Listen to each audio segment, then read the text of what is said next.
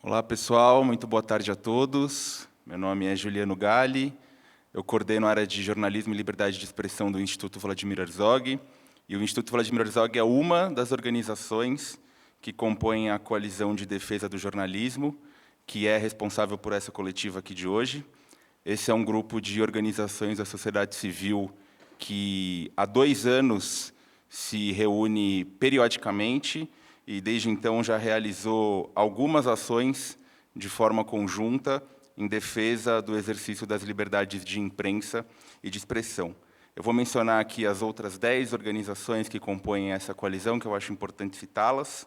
Então, além do Instituto Vladimir Herzog, a Repórteres Sem Fronteiras, a Associação Brasileira de Jornalismo Investigativo, a ABRAGE, a Federação Nacional dos Jornalistas, a FENAGE, o Comitê para a Proteção dos Jornalistas, o CPJ, Instituto Torna Voz, Artigo 19, Associação de Jornalistas de Educação, a GEDUCA, o Intervozes, a Associação de Jornalismo Digital, a AJOR, e o Instituto Palavra Aberta.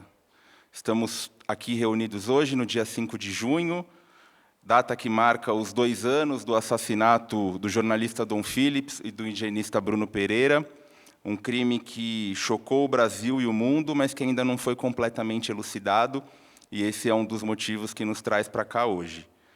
Não só o crime não foi elucidado, como ele ainda não foi o suficiente para que o Estado brasileiro adotasse medidas verdadeiramente concretas e efetivas de proteção à população do Vale do Javari, o local em que o assassinato do Bruno e do Dom aconteceram, e a gente também vai falar um pouco sobre isso hoje.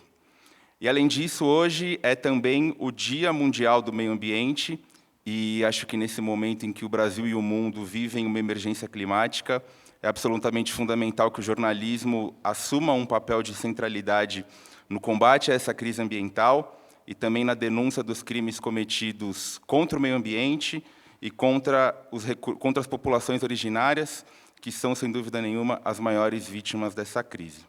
Para falar de tudo isso, essa mesa conta com a presença de Letícia Klein, coordenadora do Programa de Proteção Legal para Jornalistas da Associação Brasileira de Jornalismo Investigativo, Bia Barbosa, coordenadora de incidência da Repórteres Sem Fronteiras para a América Latina, Raquel da Cruz Lima, coordenadora do Centro de Referência Legal da Artigo 19 Brasil e América do Sul, Cristina Zahar, coordenadora do Programa para a América Latina do Comitê para a Proteção dos Jornalistas, e Pedro Vaca, relator especial para a liberdade de expressão da Comissão Interamericana de Direitos Humanos. Essas pessoas farão breves apresentações e, na sequência, a gente abre espaço para perguntas. A expectativa é que essa coletiva vai até às 14 horas. A Letícia é a primeira a falar. A Letícia vai falar sobre o documentário Guardiões da Amazônia, o eco do jornalismo no território, que foi produzido pela ABRAGE, em parceria com a FLIP, a Fundação para a Liberdade de Prensa da Colômbia. Letícia, a palavra é sua. Me escutam? Sim. Obrigada, Gil.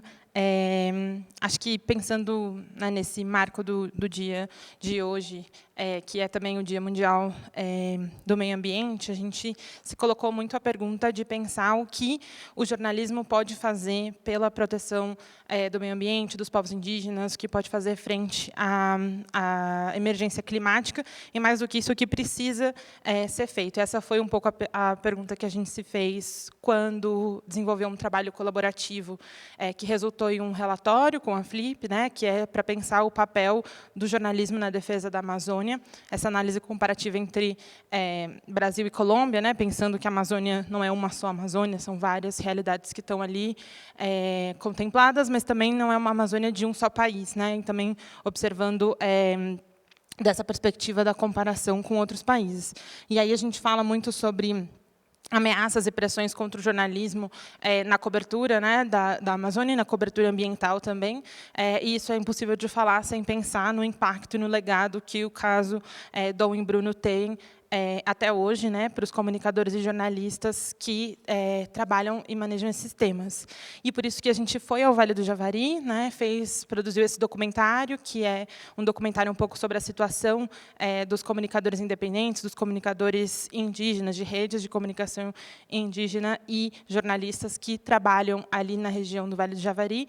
E a gente toca um dos temas o impacto, né, do caso e como que 2 anos depois eles enxergam essa questão e as pressões e ameaças que eles sofrem por lá. Eu vou mostrar só um trecho do documentário, mas convido vocês também a assistirem ele completo, que está disponível no canal de YouTube da Abrage, também nas redes da Flip em espanhol. E o trecho de hoje é realmente para trazer as reflexões a partir de quem está lá no território e sobre o caso.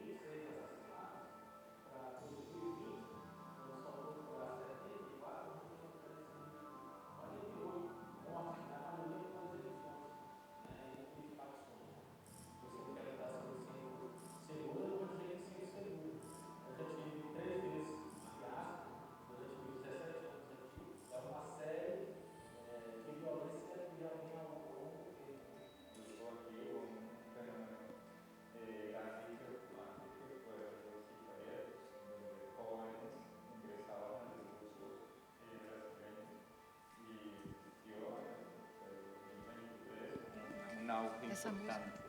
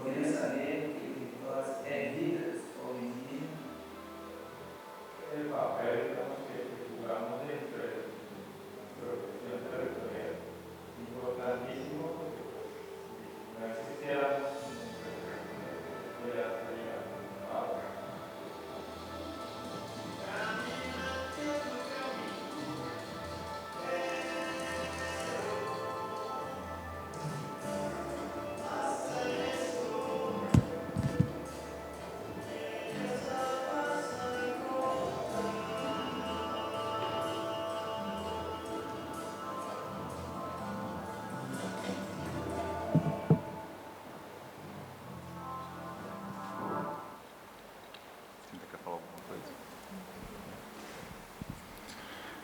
Obrigado, Letícia. Eu passo, então, a palavra para a Bia. Obrigada, Gil.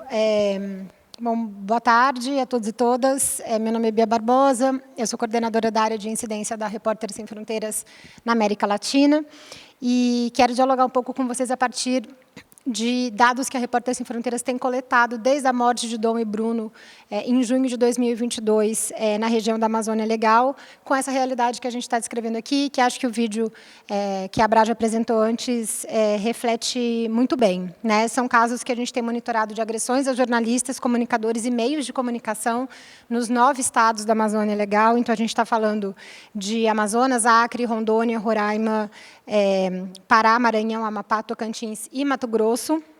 E, desde junho de 2022, a Repórteres Sem Fronteiras monitorou 85 casos de agressões a jornalistas até maio de 2024. Eu vou detalhar esses dados daqui a pouco, mas eu acho que é importante a gente afirmar que, quando a gente fez essa pesquisa, a gente segue nesse monitoramento, ao entrar em contato, em diálogo com os comunicadores e com os jornalistas, nessa busca ativa pelos casos, que muitas vezes são casos silenciados, o que a gente escuta deles é que há um ambiente de medo e de autocensura instalado na região, né? Muitos relatam que deixaram de publicar, que têm receio de represálias, que sofrem ameaças de maneira permanente, e mesmo os que não receberam ameaças diretas ou agressões diretamente, falam que se autocensuram, temendo represálias e retaliações. Então, a gente está falando de um histórico de violência estrutural, né, que denuncia um pouco essa violência dos poderes políticos locais, mas também dos poderes fáticos locais, que tem perpetuado essa atmosfera de perigo para o exercício do jornalismo na região, e que acabam tendo um efeito dissuasivo para quem denuncia violações de direitos humanos, crimes ambientais, né, corrupção no local. Vale lembrar que a gente não tem a pretensão, na Repórteres Sem Fronteiras, de fazer um monitoramento exaustivo. Então, a gente não está falando de todos os casos de agressões que aconteceram de 2 anos para cá, mas eles são muito representativos da diversidade dessa cadeia de violência que está instaurada na Amazônia e que tem silenciado jornalistas e comunicadores, quando não silenciado da maneira mais vil, que é o assassinato de um jornalista, como aconteceu com Dom Philips em junho de 2022. Mas a gente entende que esses dados podem ajudar a compreender a dinâmica e alguns padrões de violência para que o Estado brasileiro possa atuar nesse sentido. Então, dessas 85 agressões contra os jornalistas, a gente pode fazer algumas constatações, né, nesses 2 anos. Primeiro, que a incidência dessas agressões ela é democrática, ela está distribuída em todos os estados da Amazônia Legal. Então, a gente está falando de 9 estados que, sem nenhum predomínio de uma região mais específica da Amazônia ou outra, registram ataques contra jornalistas e comunicadores. A gente está falando de uma diversidade grande de tipos de ataques, né? A gente encontra de tudo nessa cadeia de violência. Tentativas de impedimento do trabalho da imprensa, ameaças de morte, assédio judicial, invasão a sedes de meios de comunicação, ações de vigilância, agressão física, ataques à bala, roubo de material, invasão de equipamentos de trabalho, né? Quando a gente olha para o perfil das vítimas, a gente está falando essencialmente de repórteres, sejam repórteres de texto, de imagem, mas também repórteres cinematográficos, fotográficos, que estão na linha de frente da cobertura dessas questões. De todos os que a gente monitorou, de todos os casos que a gente monitorou nesses 2 anos, 66 entre os agredidos foram repórteres. E há também, o que é bastante preocupante, agressões a meios de comunicação como um todo, né? A gente constatou no primeiro ano, por exemplo, o atentado a tiros na sede do Rondônia ao Vivo, que é um portal lá de Rondônia, e que até hoje não teve o seu caso solucionado de uma maneira integral, né? Para além disso, em relação ao perfil dos agressores, a gente está falando tanto de agentes públicos como de agentes privados. E aí, quando a gente fala de agentes públicos, a gente tem políticos, a gente tem gestores, a gente tem forças de segurança, como a Polícia Militar, né? Nesse segundo ano de monitoramento, a maior parte dos ataques veio de agentes políticos, então, prefeitos, governadores da região, que têm usado as mais diferentes estratégias para silenciar o jornalismo. E, quando a gente olha para os agentes privados, a gente está está falando de madeireiros, a gente está falando de fazendeiros, a gente está falando de seguranças privadas que são contratadas para silenciar a imprensa. E aí eu termino falando da relevância do caso de Dom e Bruno para enfrentar essa realidade de violência contra jornalistas, comunicadores, defensores de direitos humanos e ambientalistas. A gente entende que é uma oportunidade para o Estado brasileiro de mudar este cenário, se tratar o caso de Dom e Bruno de uma maneira exemplar, né? A gente precisa investigar e responsabilizar de maneira exemplar todos os envolvidos nesse processo, nesse crime bárbaro, porque, senão, do contrário, o recado que fica para os agressores, não só de Dom e Bruno, mas para todos que operam na região, é que essas práticas podem continuar acontecendo, né, dessa maneira. Por outro lado, se houver uma condenação, se houver uma elucidação total desse crime bárbaro, o Estado brasileiro pode passar um recado muito claro, não só para os defensores de direitos humanos e ambientalistas que estão lá, mas para a imprensa poder continuar fazendo o seu trabalho e ter uma mínima sensação de segurança de que pode atuar em relação a isso. Nos parece que a garantia de condições seguras para o exercício do jornalismo na Amazônia, que é uma região estratégica para os debates globais sobre mudanças climáticas, né, que tem consequências não só no Brasil, mas no mundo todo, deveria estar no centro das prioridades justamente de quem está debatendo mudanças climáticas, emergência climática, crise climática no mundo. É algo fundamental para a sociedade saber o que está acontecendo, conhecer as causas e as consequências dessa crise, né? E sem jornalismo, essa informação não vai chegar para a nossa sociedade. Então, a gente precisa de política pública para fortalecer o jornalismo local, para garantir sustentabilidade para o jornalismo regional e nacional que cobre a região Amazônia, e a gente precisa de garantia da integridade da informação que é produzida e distribuída, e a gente precisa, principalmente, de proteção, né, de condições seguras para os jornalistas e comunicadores que estão cobrindo a Amazônia atuarem e seguirem fazendo o seu trabalho. Não adianta o Brasil querer liderar, né, os esforços globais de enfrentamento às mudanças climáticas se, dentro de casa, a gente não conseguir garantir condições plurais, livres e seguras para o exercício do jornalismo. Eu fico por aqui. Obrigada. Obrigado, Bia. Antes de passar para a Raquel, eu só queria rapidamente falar também de um outro relatório, deixa eu só mostrar aqui rapidinho, que o Instituto Vladimir Herzog produziu também sobre violência contra jornalistas e comunicadores na Amazônia, que obviamente corrobora esse cenário que a Bia retratou, e mostra também como a investigação de vários desses casos que foram monitorados pelo relatório da Repórteres Sem Fronteiras não andaram por diferentes motivos. Então, acho que é um cenário não só de crimes que estão sendo cometidos, de violações que estão se repetindo, mas também de investigações e de processos de responsabilização que não vão para frente. Então, não é só crimes que são cometidos, mas também uma impunidade que se perpetua em relação a essa violência contra jornalistas e comunicadores na Amazônia. Eu vou passar a palavra para a Raquel, que vai falar um pouco sobre as medidas cautelares que foram solicitadas por organizações da sociedade civil e foram aprovadas pela Comissão Interamericana de Direitos Humanos em junho do ano passado. Obrigada. Então, boa tarde. O meu nome é Raquel da Cruz Lima. Eu sou a coordenadora do Centro de Referência Legal do Artigo 19 Brasil, que é uma organização de defesa da liberdade de expressão. Como o Juliano mencionou, na minha breve fala, eu vou trazer um panorama de como o caso do Dom e do Bruno tem sido acompanhado pela Comissão Interamericana de Direitos Humanos, e eu já faço referência, que essas informações foram consolidadas nesse documento que a gente está lançando hoje, que faz um balanço de 2 anos do caso na perspectiva da atuação com a Comissão Interamericana. Desde que surgiram as primeiras notícias do desaparecimento do Dom e do Bruno, algumas organizações de defesa de liberdade de imprensa se mobilizaram para apresentar uma denúncia para órgãos internacionais e também para requerer à Comissão Interamericana de Direitos Humanos medidas cautelares que pudessem se voltar à garantia, naquele momento, de proteção da vida, da integridade pessoal do Dom e do Bruno e da garantia da continuidade dos trabalhos deles. Essas medidas foram rapidamente concedidas pela Comissão Interamericana no dia 11 de junho de 2022, estabelecendo que o Brasil deveria redobrar seus esforços para localizar o paradeiro de ambos, também garantir que eles continuassem exercendo seus trabalhos e ainda que o Brasil informasse as medidas que estava adotando para investigar os fatos e também para evitar a sua repetição.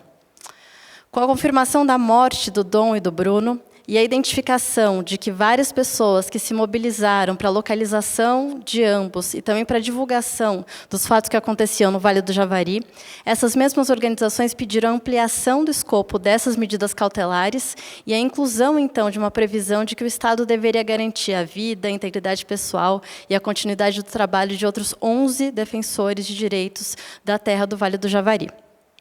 Essa ampliação foi concedida e, ao mesmo tempo, também essas organizações solicitaram que, de maneira semelhante que a comissão já havia feito em outros casos, que era criar uma estrutura voltada a garantir a implementação dessas medidas cautelares, se criasse no Brasil, de forma inédita, um mecanismo especial de acompanhamento da implementação dessas medidas cautelares. Essa seria a primeira vez que uma iniciativa semelhante aconteceria no Brasil. Ao longo de todo o ano de 2023, as organizações da sociedade civil e também o Estado brasileiro, mediados pela Comissão Interamericana, se engajaram num processo de negociação, de estabelecimento do que seria esse mecanismo e qual seria o seu escopo. Em dezembro do ano passado, foi instalada uma mesa de trabalho conjunta de implementação da medida cautelar 449 de 2022 e também a publicação do seu plano de ação, que nada mais era do que um instrumento de concertação, de previsão de obrigações mais específicas do que seria dar cumprimento, dar efetividade a essas medidas cautelares da comissão.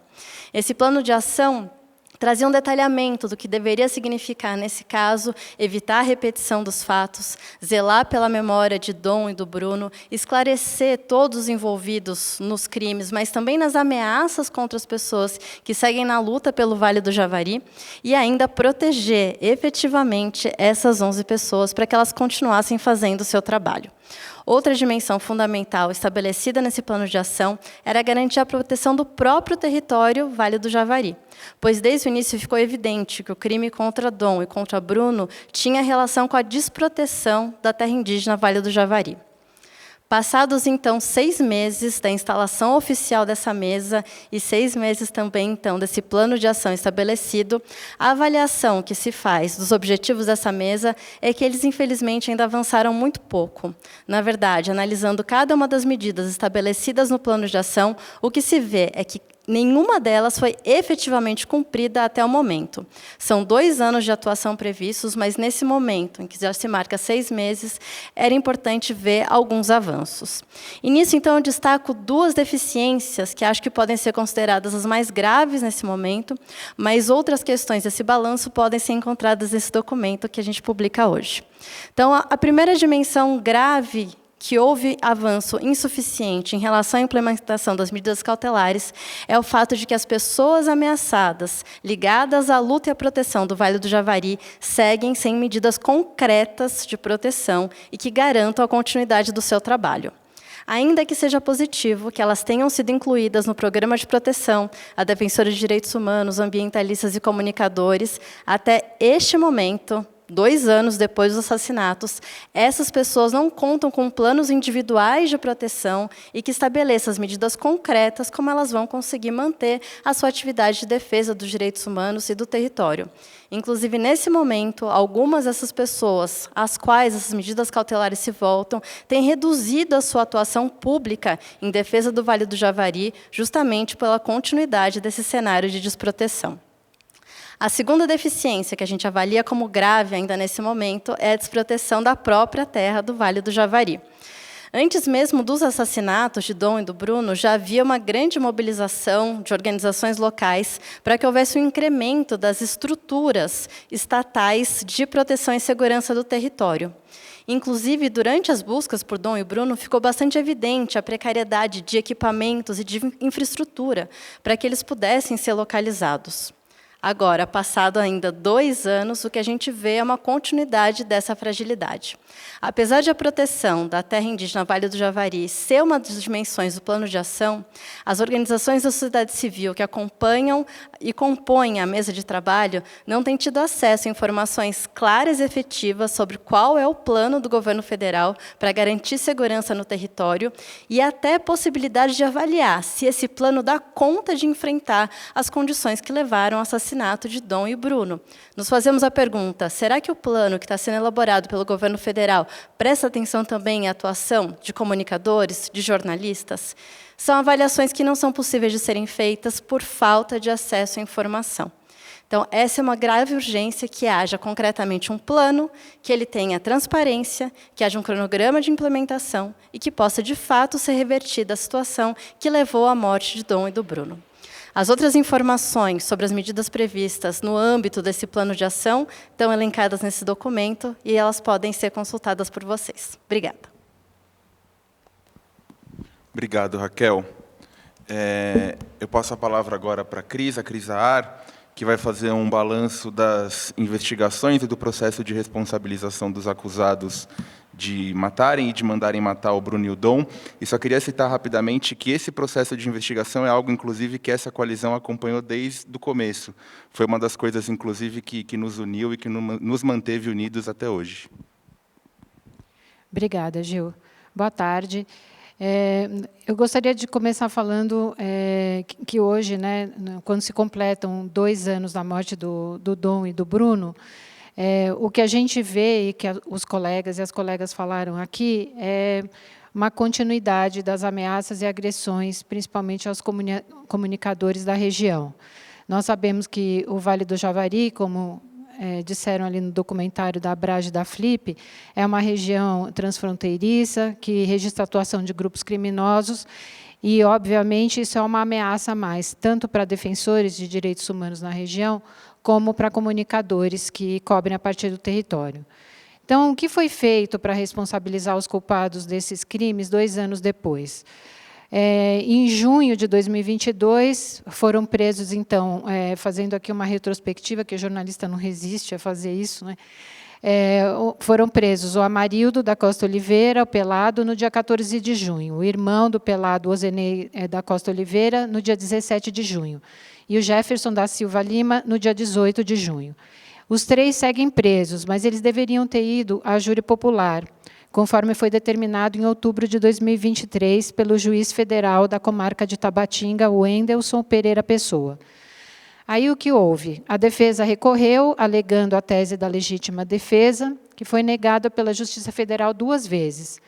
Porém, em uma nova manobra para tentar adiar o julgamento, a defesa recorreu em abril de 2024 ao TRF1, alegando que a 3ª Turma Federal, que era responsável por apreciar o caso, não seria a instância correta, uma vez que o processo já havia recebido decisões da 4ª Turma Federal. Dessa vez, o pedido foi aceito e o julgamento foi retirado da pauta. Falando do suposto mandante, o Rubem Dário da Silva Vilar, o Colômbia, ele está preso desde dezembro de 2023 por outros crimes. Ele foi apontado pela Polícia Federal como suposto mandante, mas, quando eu entrei em contato com a defesa da viúva do Dom, da Alessandra, o advogado disse que o processo do Colômbia está correndo em sigilo. Então, não se sabe nem se o Ministério Público indiciou o Colômbia. E, em janeiro, foi preso um 5º suspeito, Jânio Freitas de Souza, no dia 18 de janeiro, e que foi apontado pela PF como informante e aliado do Colômbia. Essa impunidade que acontece no caso do Bruno e do Dom, infelizmente, ela se insere em um contexto de impunidade não só no Brasil, mas na região e no mundo. O Índice Global da Impunidade, que o Comitê para a Proteção de Jornalistas faz anualmente, aponta que a impunidade em crimes contra jornalistas chega a 80% no mundo todo. O Brasil está em 10º lugar na lista dos países mais impunes do mundo, ao lado de Síria, Somália, Haiti e México. O México é considerado o país mais perigoso para o exercício do jornalismo no hemisfério ocidental. Então, para vocês verem que nós estamos em muito boa companhia, né, nessa lista.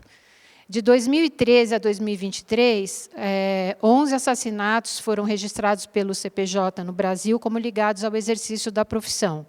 Esses casos seguem sem responsabilizar os culpados. Desde 92, quando o CPJ começou a registrar esse tipo de morte, em todo o mundo, 23 assassinatos no Brasil foram classificados como totalmente impunes. Um exemplo é o do Pedro Palma, um jornalista que denunciava casos de corrupção na cidade de Miguel Pereira, na Baixada Fluminense.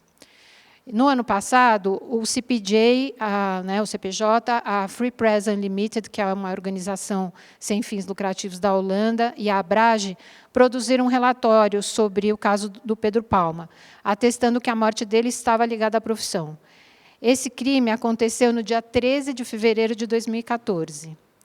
E o relatório apontou que a investigação do assassinato foi transferida várias vezes entre diferentes delegacias e instâncias, fazendo com que, nos últimos 9 anos, as informações sobre o caso tenham sido mantidas em sigilo, dificultando a defesa da viúva do Pedro Palma.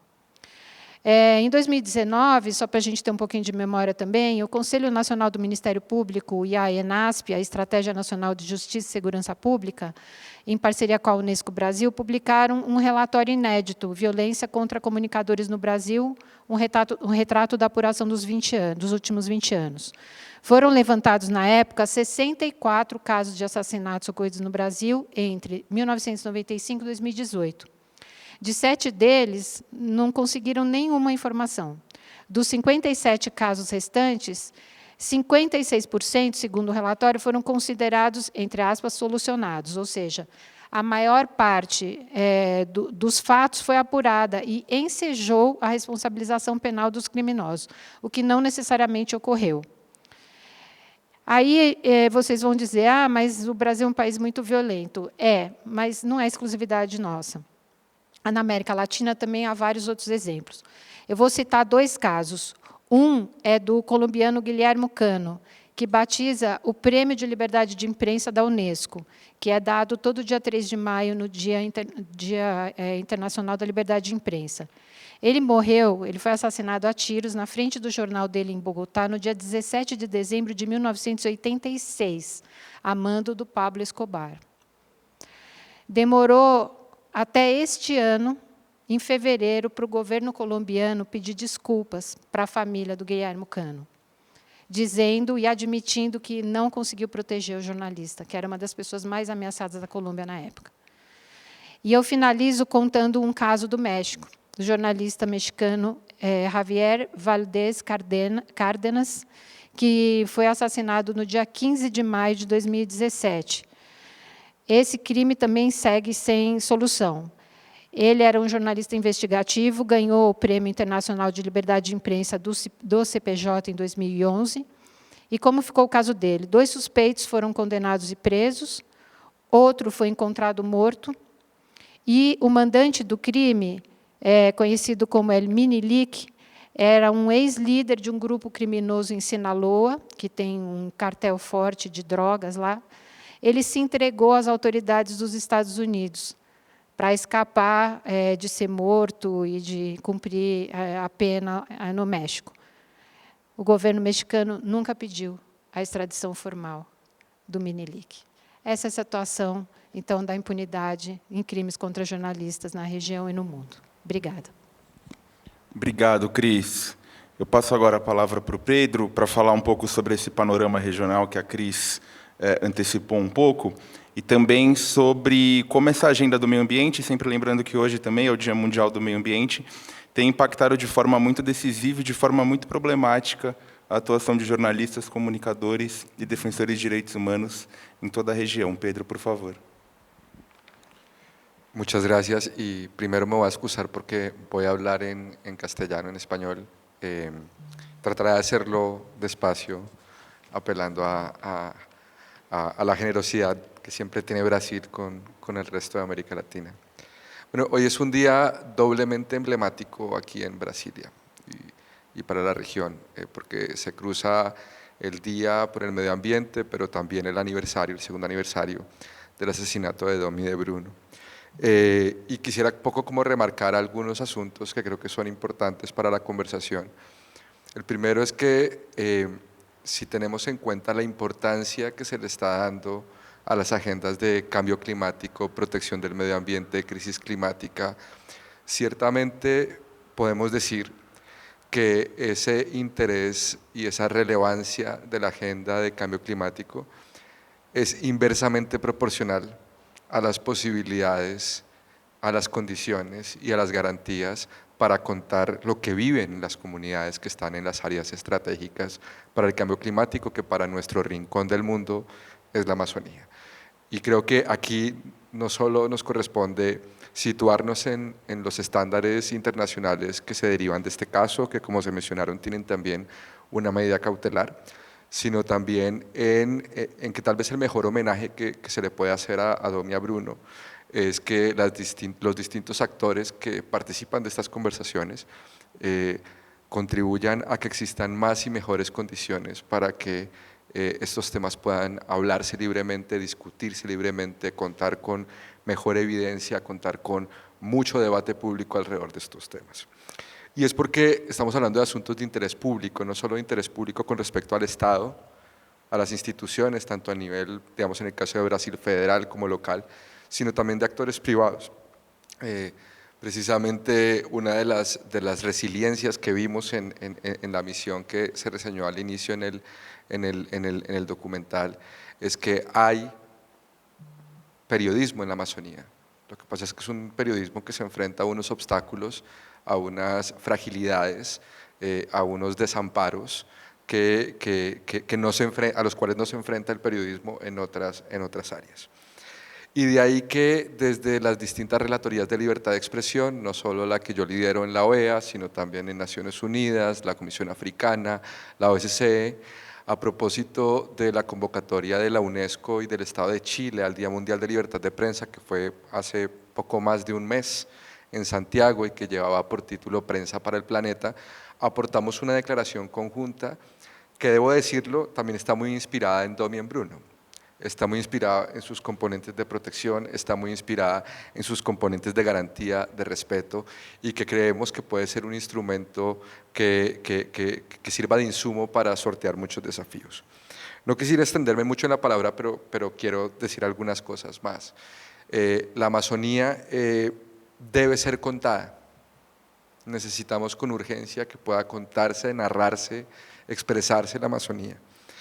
Desde la visita que hicimos, creo que la Amazonía quiere ser contada. Hay actores locales, comunidades, muchos pueblos indígenas que quieren que sus historias salgan, quieren hacer los reclamos que corresponden, quieren participar del debate público alrededor de lo que pasa en la Amazonía. Pero la Amazonía tiene muchos retos para ser comprendida. No solo retos de presencia estatal, como se mencionó anteriormente, sino retos de seguridad, retos de criminalidad organizada, retos de infraestructura, ¿no? También de conectividad, y creo que todos estos elementos debieran tenerse en consideración. No quisiera ser alarmista, pero mi oficina durante varios años ha denominado algunas áreas del continente como zonas silenciadas, y ciertamente la Amazonía tiene muchas características de zonas silenciadas. Autocensura que se mencionó anteriormente. Hay que comprender que detrás y después de estos fenómenos de violencia queda el miedo y vencer ese miedo es difícil, y solo puede, digamos, combatirse ese miedo si los orígenes de los riesgos, si la asignación de sanciones es efectiva. Yo cierro dando un gracias en mayúsculas. Yo me siento muy honrado de estar acá en Brasilia al día de hoy y participar de las distintas actividades que se han venido convocando. De hecho, iniciar con esta me parece muy simbólico. Quisiera agradecer primeramente a las familias. Recordemos que hay mucho sufrimiento, hay mucho dolor detrás de los episodios que estamos conmemorando hoy. También a las comunidades, a Unibaya, que habita un área donde estos hechos ocurrieron y que, como se mencionó anteriormente, hay muchos retos para que puedan hacer su labor comunitaria, indígena, con total tranquilidad y sin miedo a retaliaciones. También creo que es importante reconocer a las organizaciones aquí presentes. Ahorita que Raquel mencionaba la prontitud con la que se aprobaron las medidas cautelares, yo en aquel momento estaba también como relator de libertad de expresión. Más que reconocer la prontitud de la comisión, que es un deber, creo que es la capacidad, la organización, la agilidad de las organizaciones de la sociedad civil que hicieron que esto fuera posible y que creo que mucho de lo que está pasando hoy en día es gracias a las organizaciones de la sociedad civil que han venido participando de estos temas. Y creo que también es importante reconocer al estado actual, ¿no? Si bien hay muchos retos que en ningún momento pretendo yo desconocer, creo que sí hay que reconocer una disponibilidad, un tono, una apertura. Y lo digo con experiencia porque a mí también me tocó registrar las primeras reacciones a esto y francamente me parecían perturbadoras, y creo que esa disponibilidad es muy importante reconocerlo. Lo que está pasando hoy y lo que ha venido pasando durante el último año más o menos, creo que también tiene algunos rasgos de ser único en la medida en la que estas mesas de trabajo conjunta, este esfuerzo por trazar planes de trabajo, no es común en la región, incluso en varios de los casos que mencionaba Cristina de otros países no es común, y creo que esto es una oportunidad para que estas prioridades que han sido marcadas por quienes me antecedieron en la palabra puedan tener marcos temporales. Y cierro con esto, han pasado ya 2 años y siempre a las comunidades y a las víctimas, a los familiares, a la sociedad civil, se le pide un poco más de paciencia. Y creo que esa paciencia es una paciencia que generosamente se ha dado, pero también es una paciencia que puede entrar en un agotamiento, en una desesperanza, que ojalá la presencia de muchos actores dentro de los cuales me inscribo. Yo estoy acá con las manos abiertas para ayudar en lo que se pueda y de verdad muchas gracias por invitarme a este evento. Muito obrigado, Pedro. Vamos abrir para pergunta? Tá. Então, eu vou encerrar. Muito obrigado a todos. Lembrando que todos esses documentos que foram mencionados, eles também estão no site das organizações. E acho que é isso. A gente tem hoje também uma agenda longa promovida pelo governo em relação ao marco do assassinato do Bruno e do Dom. Então, acho que muita coisa ainda vai ser falada sobre isso e a gente espera que muita coisa seja feita de forma concreta. Muito obrigado.